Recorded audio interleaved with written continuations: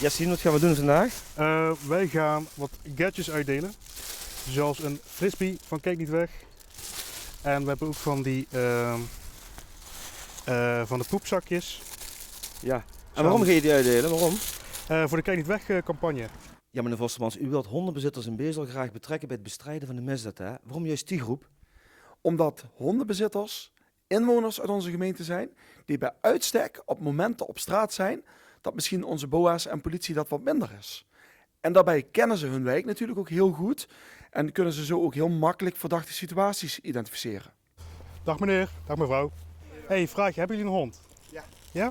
Hey, wij doen een actie voor de gemeente, voor de Kijk Niet Weg campagne. Ja. Als jij een verdachte situatie ziet, zou je dat kunnen melden bij politie, bij ons of bij Meldmelden staan anoniem. Ja.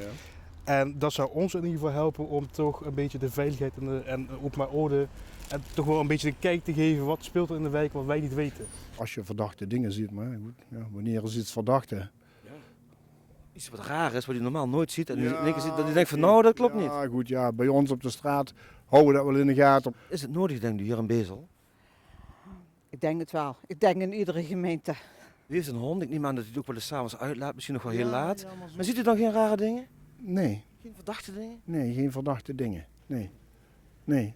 Bij ons in de buurt in elk geval niet. En ze hebben dus speciaal u uitgekozen als hondenbezitter, omdat u gaat op bepaalde tijdstippen de hond uitlaten. En dan verwachten ze van ja, dat zijn tijdstippen dat er misschien wel iets gebeurt wat het daglicht niet kan verdragen. Dat zou kunnen.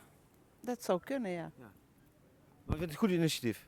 Ik vind het wel, ja. Ja, wat vinden van die actie dat u zeg maar goed moet opletten als u de hond uitlaat of iets verdacht ziet en dat dan meldt? Wat vinden u daarvan? Nou, dat vind ik heel goed. Ja. Ik vind, Waarom? je moet een beetje goed voor op de buurt letten. En met alle dingen die er gebeuren tegenwoordig, moet je goed voor elkaar, op elkaar letten.